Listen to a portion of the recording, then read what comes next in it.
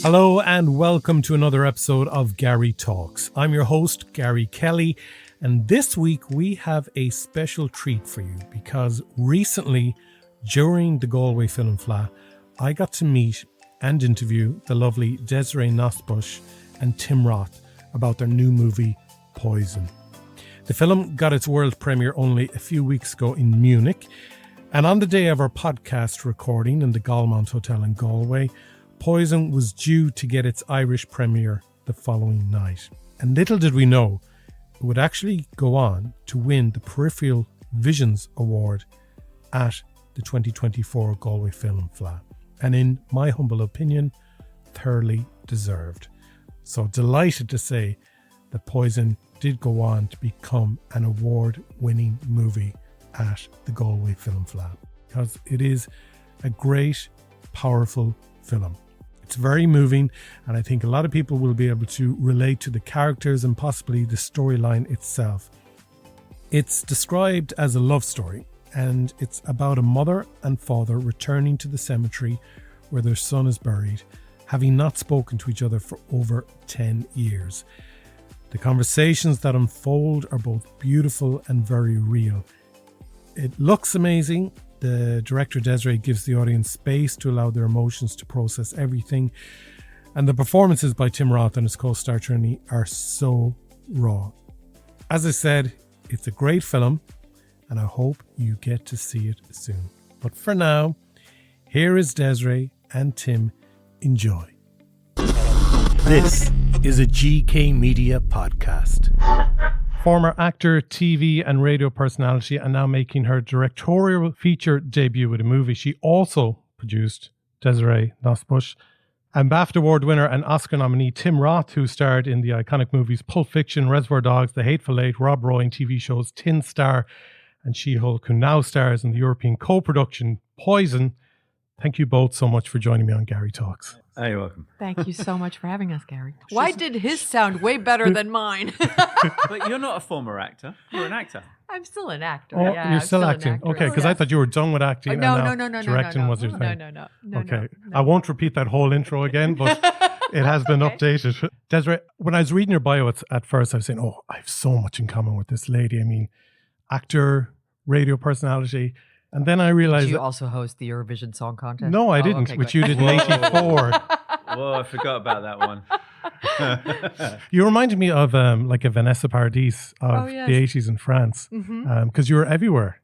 Yes. You know, well, that's the good part about being from a small country, which is Luxembourg, that you grow up, since you're surrounded by many borders, you grow up learning different languages, which opens up the world. And then if you want to, kind of go into, let's call it show business, you have to leave your country because in those days, I mean, I'm talking late 70s, early 80s, there was not a whole lot to be done in Luxembourg in that field. And so you just go and then you do a little here, a little there, and then, yeah. Yeah, and like you're doing it from the age of 12. I did, yes. And then you decide at a young age to say, okay, I'm going to go to America and study acting in New York. I saw the movie Fame.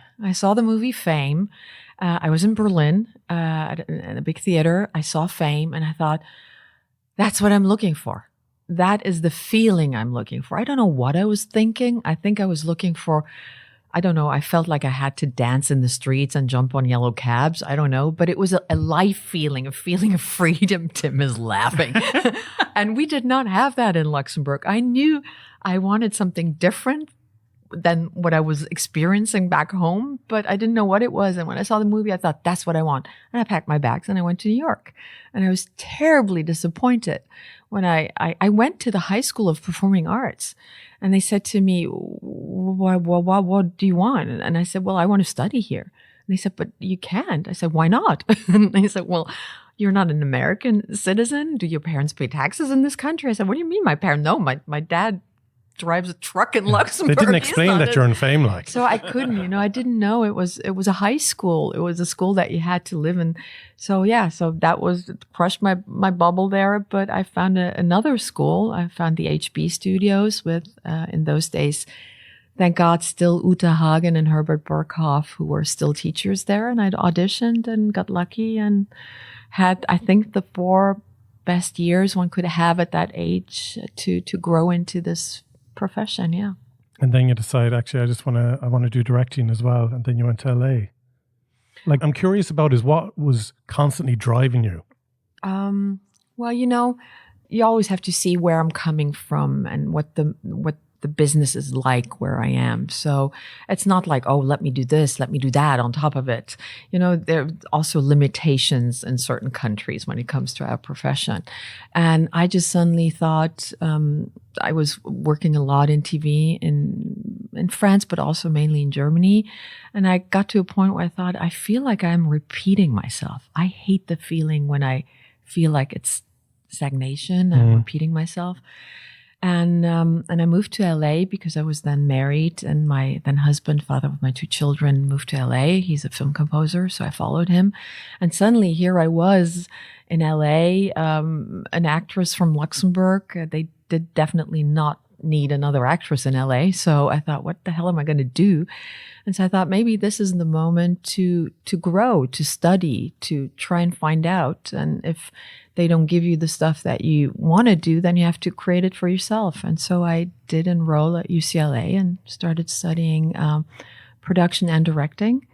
And it was wonderful. I actually realized this is something I can see myself do down the road. And I did the first short film in 2001. With Tippi Hedren. With Tippi Hedren. How cool is it that your first short is with a legend like that? Lucky. I mean, I had a little script that she loved. I mean, I did send it out the way I did send out Poison, not because I knew somebody, but I just hoped that the material would speak for itself.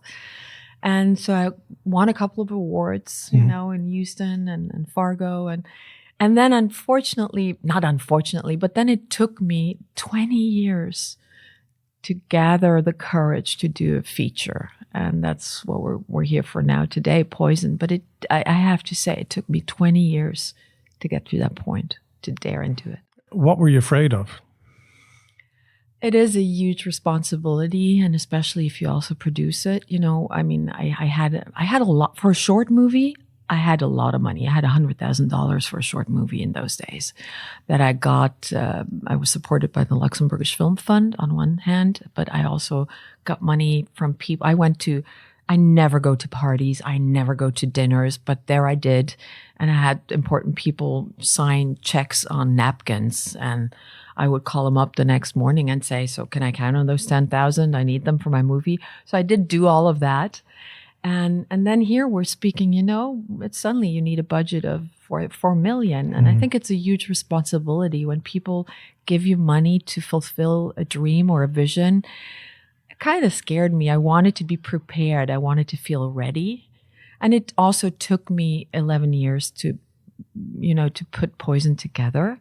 Okay. So it's not, I could have done it 10 years earlier, which maybe for the movie would have been a better time. I don't know. Times have changed in the past 10 years, but it took the time it took, and to get the budget, to get the right people. And so. Well, congratulations on the movie. You. I got to see it a couple of days ago. And so I got a link to the screener, and I was working away in the office and things were busy. And I said, okay, got to put time aside now to watch this. And I just found that everything just slowed down for me, and I fell into the movie. Oh, thank you. Quite quickly, yeah. Thank you. That's what I was hoping for. Yeah, but the other thing that I'm annoyed about is that I pretty much had a lump in my throat throughout. Yeah. And something I never experienced watching a screener, it's different in a cinema because you have that experience with the lights down, but sitting in an office, is I was kind of numb in my chair, and I watched all the way through the credits, and then it just came to a stop, and I had this numbness. I think because of the topic, a lot of us, unfortunately, can relate to the loss of a loved one in our lives. Mm-hmm. So it just, like, everything in it seems so real, so relatable. So well done. Thank you so much for saying that, Garry. I will listen back to this a couple of times. Whenever I'm feeling down. I'm feeling down. I'm going to listen to this.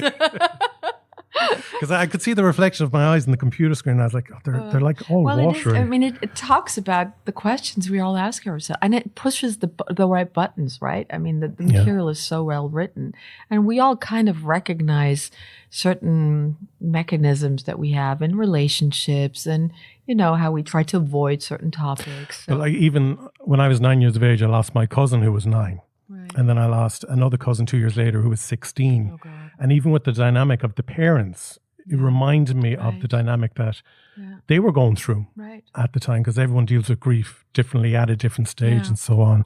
Yeah, we talked about it this morning, Tim and I. You cannot, that's something I learned. You cannot grieve together. No. You cannot. I mean, I remember I had something happen in my life to my son, and in those days, I was so upset that the father, we were already separated, but still, we were always very good at parenting our children to this day. But I was so upset that he would not sit there with me and grieve and help me to get through it. I made it about myself. It was about my son, I'm sorry, but I made it about myself. And he went home to his new wife and went through it with her. And I thought, how dare he? But it is. Everybody grieves differently. And that's something I really had to learn. Yeah. And Tim, something that surprised me as well at the start of the movie was you get a cup of coffee when you're near the sea. Oh, yeah. And you get into your car and you see a child in the back of the car and you kind of make a funny face. And then you sit into the car and you make another reaction. And I said, the character, Lucas, has lost a son. And that's without any dialogue or anything. And you did not know. No, because I don't read the synopsis before watching a movie. I just go in blank slate, so I have no assumptions or anything. So I'm wondering, how did you nail that? Like what? We were just on the beach and we just did it. I don't even know if it was scripted, to be honest. No, it wasn't. Yeah, there you go. No, that was not scripted. What about if we do this? Yes. Yeah, that might be fun. And then I think I remember trying to make the kid laugh through the window, and he was a bit like, why is he doing that? Yeah, yes. Yeah, just the tone changed instantaneously. But I mean, that's something you're so brilliant at, Tim. But I remember we did that towards the end of filming, right? I think that stuff. No, that was it at the beginning? Tim, that was your first day. Oh, is that right? That That's was so your first day in Holland before we went to Luxembourg. Oh, that's right. But Tim is so brilliant at. I mean, I'm sorry. May I? You may. Yeah. He like all his preparation is very, very, very intense before you get started. Like, he will really ask all the questions. And I was so afraid sometimes that I might not have the answers. But he is so invested, and he really turns it upside down and takes it apart and puts it back together. And then when you start filming, he flies. May I call it that way? You just fly. You trust you trust the moment. Yeah, and I think for me, the thing is not to... I mean, you prepare, like you say, you do all, get ready, do all of your, whatever the preparation is different for every actor. But once you do that, you got to let it all go, and then it's in there somewhere. It's in you, and it's in there. But you never know what's going to happen. So your character will react differently to any given circumstance, and from take to take as well. Right.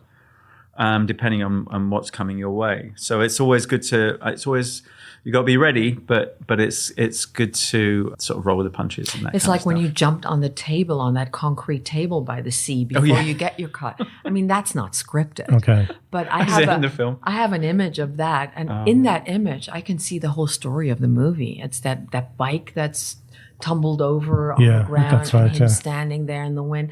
So that is brilliant. I mean, you get so many gifts from this guy. Just keep the cameras rolling. Daily basis, really. But this, and you having, lots of experience professionally in acting. For you, Tim, as an actor, this script-wise must have been an actor's dream.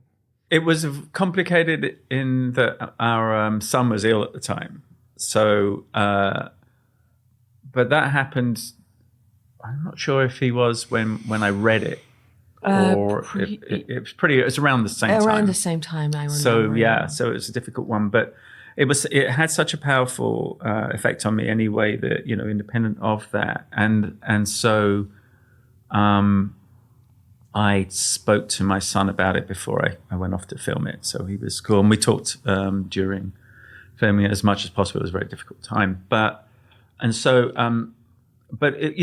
rare that you get a script that has such an immediate impact. And one of the things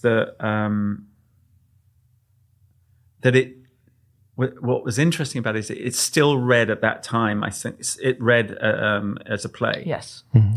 But when I talked to Désirée about it, when we did the Zoom thing, courtesy of COVID, it was about that. It was about, okay, what do you do here? What about if you take this out? What about if you what about ifism started pretty early on. Right. And you could see, I could see that working with Désirée would be sort of a complete experience. 'Cause sometimes when I read it and I thought, it does have that theatrical feeling, you need to turn it into a movie here a bit more, have to do that. If sometimes there are directors who are learn your lines and hit your marks, and there's no flexibility, and it would have suffered in the hands of somebody who directed in that way. Most films do, but it would have been a difficult process, which I wouldn't have done. So it was really about an incredible story, an extraordinary idea, actually, of making a play in the first place about this conversation. But then who's making it? And that's how it... which is always important. Yeah. And just to mention your son Cormac as well, who passed away in 2022 at the age of 25, and my deepest condolences. Thank you. And as a parent, it's the worst nightmare. When you revisit your experience of Poison and the making of it, does it bring all those memories back as well of when Cormac was sick? No, I mean, yes, it does. I mean, I haven't seen the film, but the memories that I have were during. There was a lot of complications about what we were going through, and there was also the film, and in a way, they're all part and parcel of the same time, and a lot of them very, very happy too. But I tend to, I suppose, I move forward, and I move forward with him. He's always with me wherever I go. And that's how, and so I think he'd laugh at this conversation right now. He had a good sense of humor too. Yeah. And you can relate. I had a hard time. I had a very hard time when Cormac passed. I felt so guilty that I did this movie. I remember writing to Tim saying, I felt like my movie had become real life. And we held the movie back. We said, we're not going to release this until Tim gives us a sign that he's even willing for this to go out there. I would have, if Tim would have given me a sign and said, I don't want this movie to ever go out there and be seen, I would have respected it, because can't even put into words how much it hurts to know that Nikki and Tim and Hunter and the whole family went through that. It's just, I have no words for it. Yeah.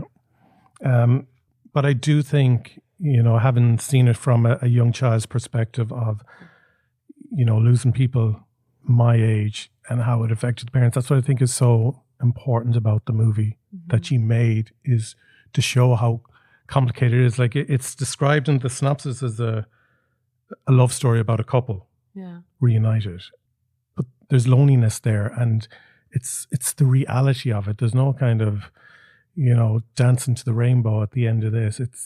But at the same time, it's not all dark and sad. It's just. And I like to say that there can only be this amount of grief if there was a huge amount of love. So I always try to kind of put that there. Yeah. I have a really close girlfriend who lost her son as well in Los Angeles. And I can't say I went through it with her, because nobody goes through it, with somebody. I mean, but I was there, and I think that's why this play touched me also so deeply, because it is also what Lucas says to Edith in the movie. He said, but what if we had another child? Would that child have to do with parents that cannot be happy anymore? I mean, would that child not also have the right to have happy parents? And that's the thing, you know, you have to give yourself permission to live again. And I don't, but it's easily said, but very hard done, you know? Yeah, But, I mean, grief, but love. Love so is true. there, you know? Tim, you've worked with directors before making their directorial debut. Many, yeah. So obviously it works, but has there been times that it just hasn't worked? I'm trying to think. I don't think so. I've always, it's never been an issue for me at all. Oh, actually, yes, there was one. He had forgotten about that one. Yeah. I think it was her first feature, and it was a struggle. But it was a very difficult location that we were in, and all of those things. But nevertheless, but generally, it's never a problem. It's not everyone's first time on that set, and so what you do is you make the situation as productive and as simple as possible. It wasn't your first time on set. You've been on set as an actor, so you came with your own agenda, and then you got me, and it's me and Trino who sort of got you back and everything, and we just went about our business. I mean, I had to overcome this. I was so humble, but the fact that two wonderful actors like Trina and Tim would even consider doing that with me. That was my big thing. I had to overcome that and tell myself every morning I have a right to step on set. But did you have moments of crisis during? No. So once the camera started rolling, there's always moments where you go, did I make the right decision? I mean, I also have to say I had a wonderful DOP, Judith Kaufman. Oh my gosh, who she's just amazing. is a rock. You know, she had my back. Do you remember that time we ran away? In the car. She was waiting. With the cinematographer in the back, is it? She was, it was just me and her. It was just her. And the smile on her face. She has such mischief. She's wonderful. She's brilliant. And so I was surrounded by really amazing people, artists, and just human beings who did have my back.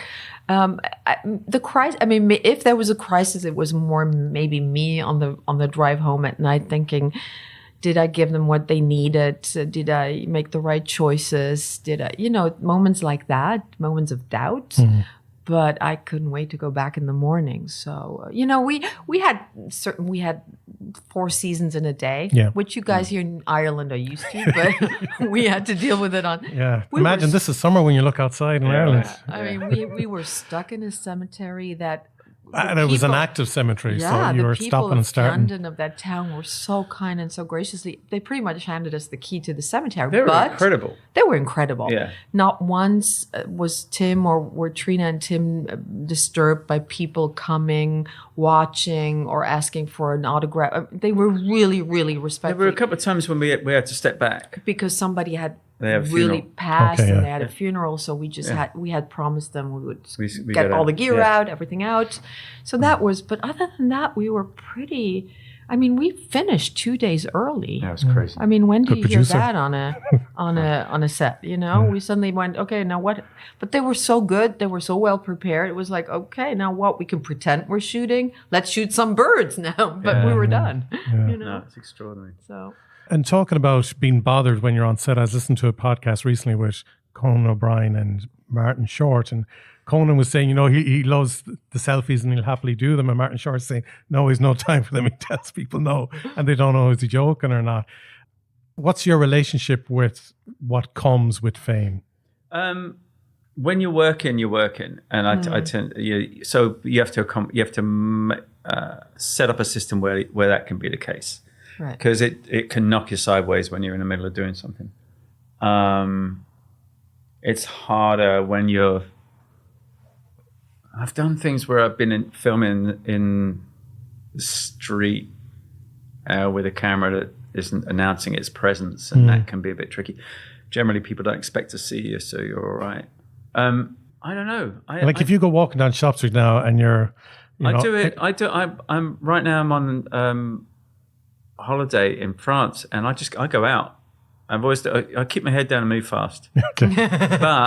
But generally people are very nice. It depends on the person. You know, if quite often where we are now, people just give you a wave and thumbs up and keep on moving. It's so sort of dignified and nice. But then there's the people that just sort of corner you. Yeah. And that's tricky. So it's about how they go about their business as well. Really. Yeah. But it doesn't bother me that much. I don't think I'm that kind of person. Yeah. I don't think I'm known in an odd way. Whereas but for people who are superhero movie type world, that's messed up. They can't. People who can't go anywhere in their That's lives. tough. That That's must be heartbreaking. tough. Yeah. Yeah. I don't really suffer from it in that way. I was looking at a clip of the cafe in Pulp Fiction Oh yeah. during the week, and there was the scene with yourself, Amanda Plummer, Yeah. and Samuel L. Jackson. And I met Amanda Plummer years ago, and I I love interviewed her. Mandy She's like crazy I in a love lovely it. way, but Yeah. like crazy, Yeah. crazy good fun. Yeah. But I'm curious. You know, you see these relationships on screen, and sometimes you're hoping, like in real life, these people are friends. But are there certain people you've worked with over the years who have remained friends with you since?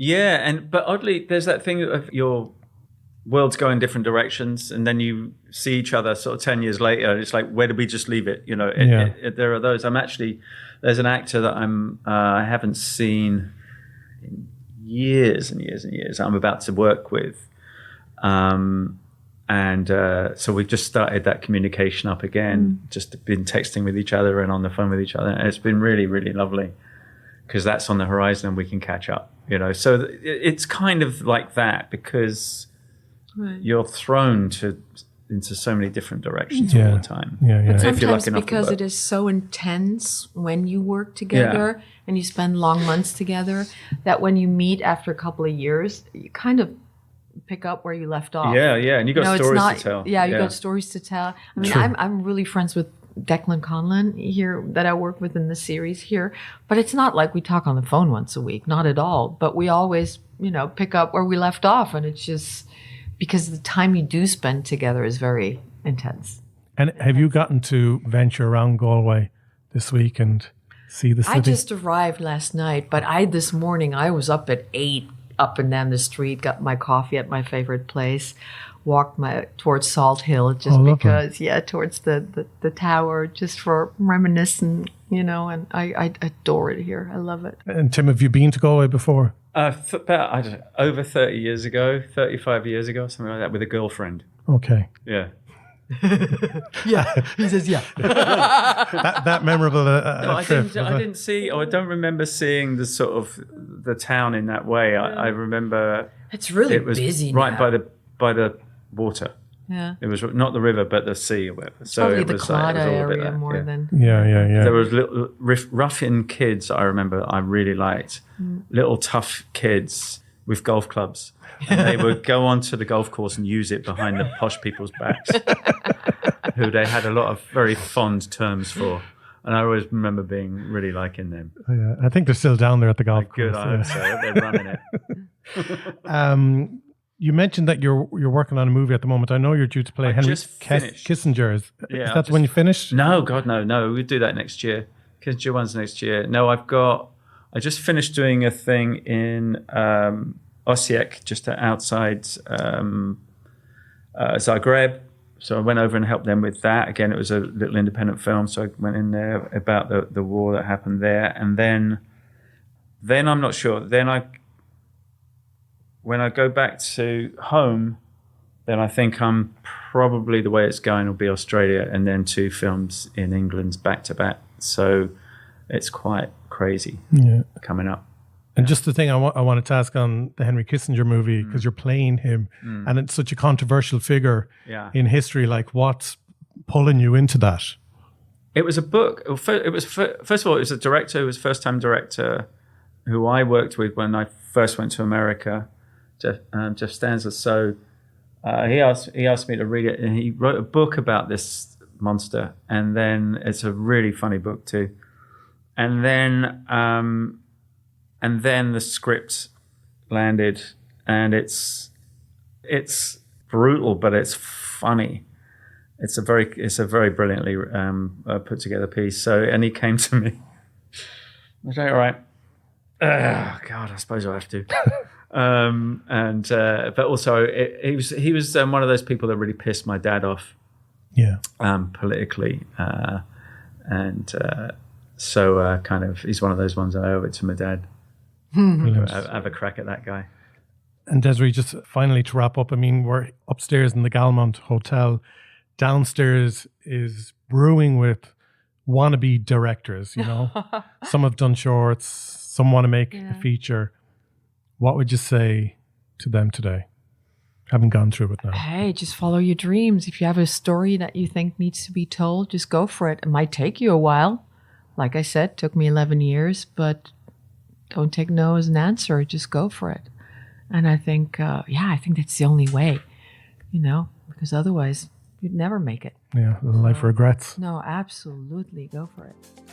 Thanks so much for joining me today on the show, and continued success to you both. Thanks. Thank you.